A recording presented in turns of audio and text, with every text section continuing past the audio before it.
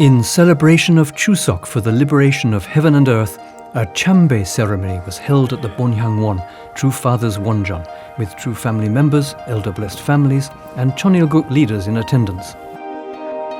During the ceremony, Cheon President Reverend Lee Gi-song offered a prayer of gratitude, earnestly appealing for the works of divine spirit and truth to be manifest. Following the offering of flowers by the inheritors of heaven's love and blessing, True family members, heads of providential organizations, and elder families offered respectful full bows.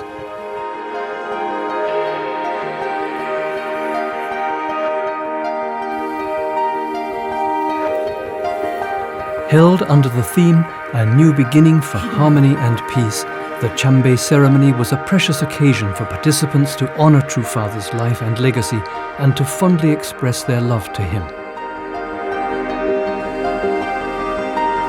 Later that morning, a chambe ceremony was also held at the Paju Wonjeon.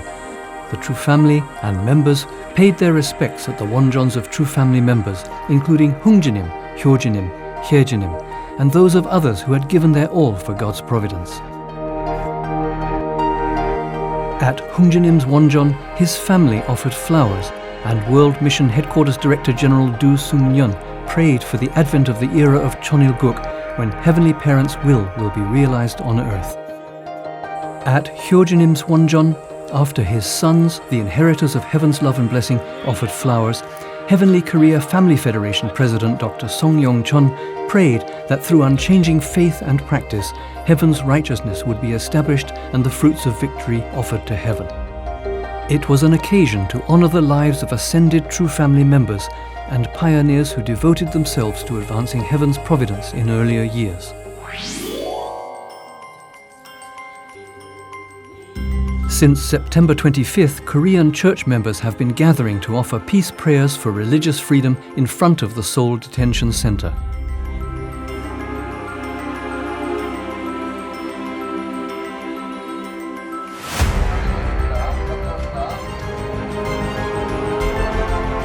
Members from all over the country have been arriving early to prepare, and there are continuous prayers for True Mother's well-being.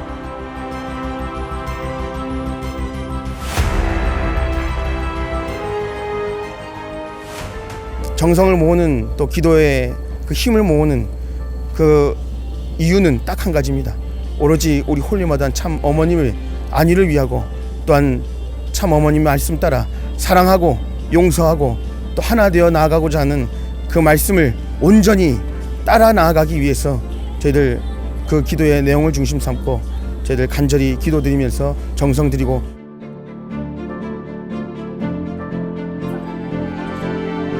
The peace prayers continue late into the night to comfort True Mother and for her health and well-being. 많은 청년들이 간절하게 함께 찬양을 드리고 기도드리는 모습을 보면서 나 혼자가 아니구나, 같이 부모님 모시고 함께할 자녀들이 많다는 것을 실제로 보고 느끼고 함께 전성 드리는 시간이 정말 소중했던 것 같습니다. Members from around Korea are being encouraged to join the ongoing peace prayers for religious freedom and to offer their heartfelt devotions.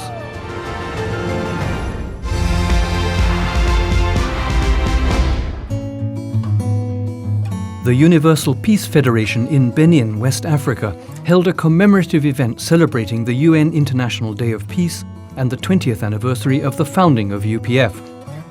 More than 500 participants, both on-site and online, expressed their deep respect and gratitude to True Parents for their lifelong devotion to the cause of peace. They also reflected on the 2 decades of UPF's global peace-building efforts and contributions to interfaith harmony. UPF Africa President Adama Doumbia presented the strategic vision and future direction of UPF activities across the continent, emphasizing the importance of solidarity and concrete action for peace on the continental level. The ceremony saw the appointment of 8 new ambassadors for peace, and 5 individuals received certificates of recognition for their outstanding contributions to peace. The Universal Peace Federation in Zambia joined the global community in celebrating the UN International Day of Peace, the 20th anniversary of UPF's founding, and the 80th anniversary of the founding of the UN. Held at the Peace Embassy in Lusaka, the event drew 38 participants, including religious leaders, civil leaders, and peace advocates, to reflect on the founding ideals. After video messages from international UPF leaders and a cultural performance, there was a presentation of UPF's 5 Principles of Peace. Throughout the event, participants explored ways to promote the values and practice of peace, discussed the need for the establishment of a Faith Leaders Council within the UN, and highlighted the enduring significance of the UN and UPF in advancing peace both in Zambia and globally. During a 2-day Youth and Students for Peace assembly in the city of Yaounde, young participants discussed the direction of the Providence and the role of young people. They also offered a special Bonhyangwon night vigil prayer devotion for True Mother.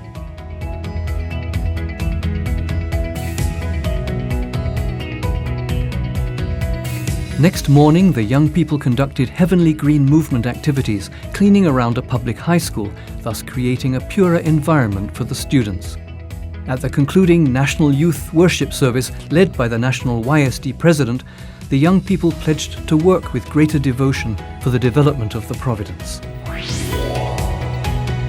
The second class of Côte d'Ivoire's Cheon Academy began on October 5th, with approximately 400 participants from across North Africa and Côte d'Ivoire attending both on-site and online.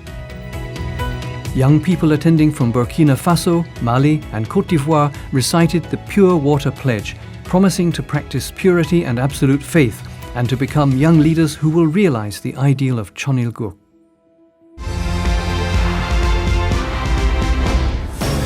A 3-day seminar for Christian clergy was held at Uruguay's National Garden in Montevideo on the theme Dialogue on Faith and Leadership, a Global Christian Path to Peace.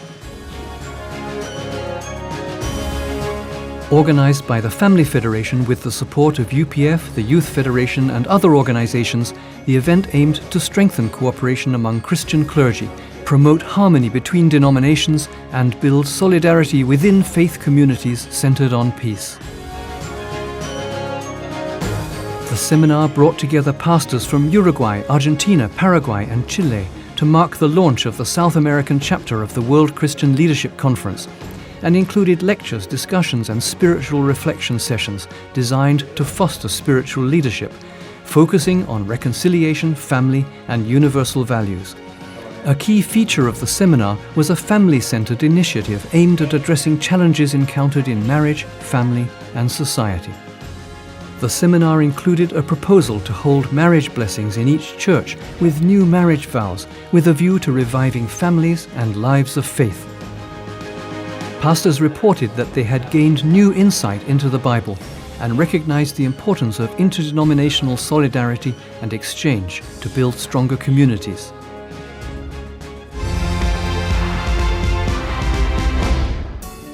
Marking the start of a new school year, a new beginning worship service was held in France. Focusing on the theme of peace and harmony, the service featured remarks from former Southwestern regional leader So In-guk and French national leader Raphael Guignard. Participants shared powerful testimonies from the Pure Water Assembly and recent family and heart workshops, and expressed their determination to nurture the young generation and to practice the principles of peace and harmony in their communities.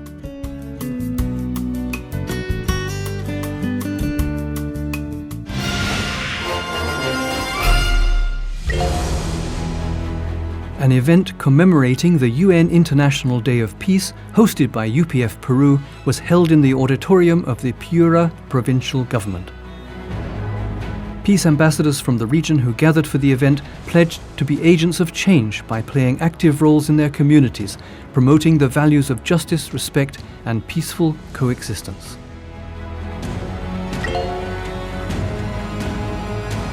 Members from Belgium and northern France organized a Peace Road project based at Schouwburg station in Brussels, on one of the oldest railway lines in Europe.